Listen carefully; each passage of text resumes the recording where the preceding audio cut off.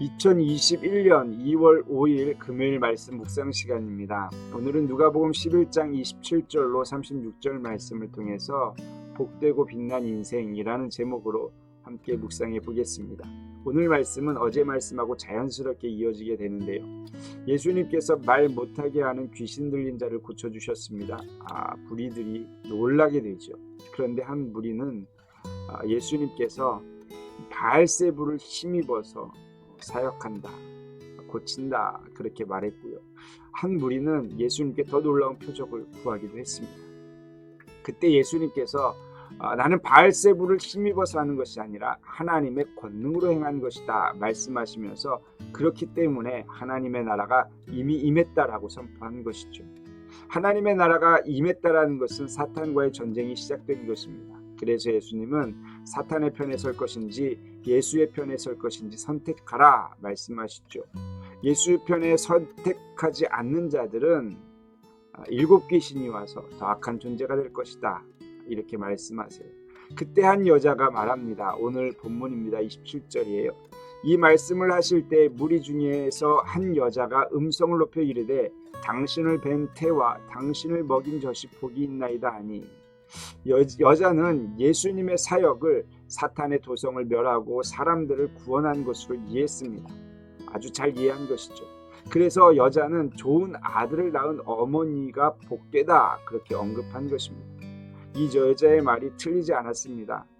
마리아가 임신했을 때 엘리사벳도 말했죠. 태중에 복이 있다 그렇게 이야기했습니다. 그런데 예수님께서는 진짜 복된 자가 누구인지를 이어서 말씀해 주세요. 28절입니다.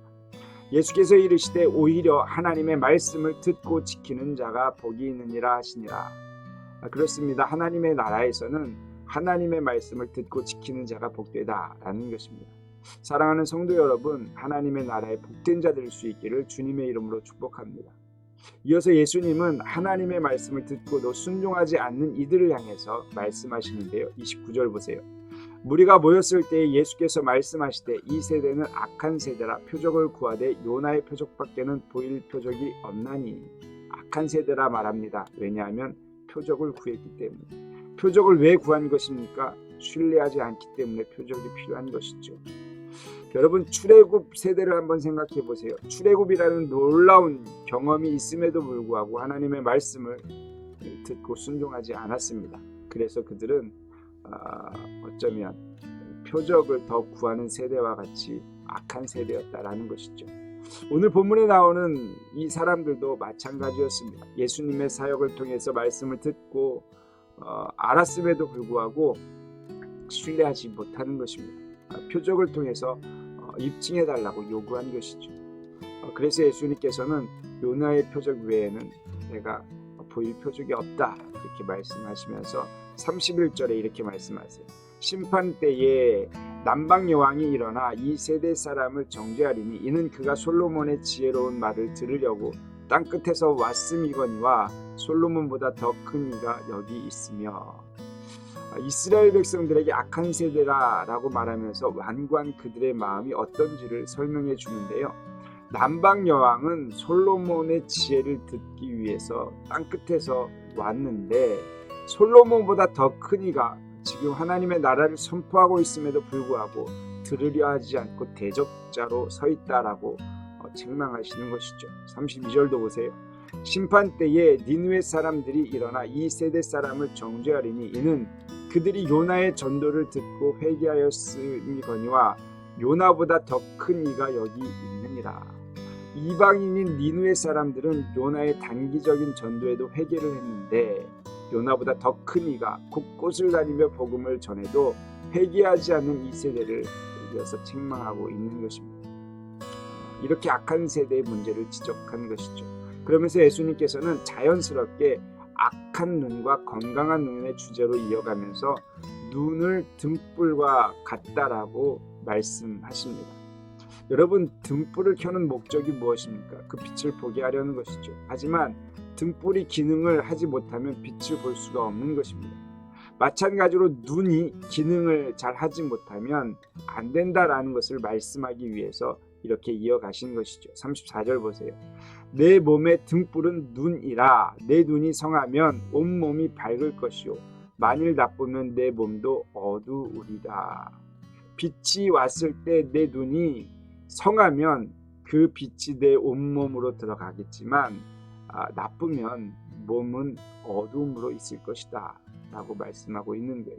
즉 건강한 눈으로 사물을 정확하게 인식하듯이 예수님에 대하여 건강한 눈으로 바라보면 복음의 빛을 받아들일 수 있다라는 것을 이야기합니다. 하지만 나쁜 눈으로 보면 하나님의 나라의 비밀을 아무리 알려줘도 깨달을 수 없다라는 것을 말해주고 있는 것이죠. 그래서 내 눈이 어떤 눈이냐는 참 중요한 것이죠. 그래서 예수님께서는 자신 속의 빛이 어떤지 보라고 말씀하시면서 결론을 짓습니다. 36절입니다. 내 온몸이 밝아 조금도 어두운 데가 없으면 등불의 빛이 너를 비출 때와 같이 온전히 밝으리라 하시니라. 그렇습니다. 온몸이 밝아 조금도 어두운 데가 없으면 기능을 잘하고 있다는 게 어떤 기능이요? 눈의 기능을 잘하고 있다는 것이죠. 즉 예수님은 빛으로 오셨어요. 내가 눈을 활짝 열어 건강한 눈으로 예수님을 받아들이면 내 온몸이 밝게 빛날 것이다 라는 거예요. 여러분 그래서 복되고 빛난 삶은 예수님을 받아들이는 것입니다. 그 말씀 앞에 순종하는 것입니다. 그러한 자들이 하나님의 나라의 복된 자가 되는 것이죠. 묵상하겠습니다. 말씀이 내 눈에 들어옵니까? 그 말씀으로 인해 그리스도의 빛이 세상 가운데 비춰지고 있습니까? 복되고 빛난 인생 살아갈 수 있는 저와 여러분들이 될 수 있기를 소망합니다. 주님의 말씀이 내 마음 가운데 잘 비춰질 수 있도록 밝은 눈이 되어서 주님을 바르게 볼 수 있는 하나님의 사람들 되기를 소망합니다. 기도하겠습니다. 하나님 감사합니다. 복되고 빛난 인생 살기를 소원합니다. 하나님 이 땅에서 하나님의 말씀이 선포되어질 때에 아멘으로 받게 하시고 그 빛이 내 안에 가득 채워짐을 통해서 세상에 또 다른 빛을 발할 수 있는 하나님의 사람들 다 될 수 있도록 축복하여 주시옵소서. 감사드립니다. 거룩하신 예수 그리스도의 이름으로 기도드렸사옵나이다. 아멘. 오늘도 말씀 기억하시며 승리하는 한 날 되기를 소망합니다. 감사합니다.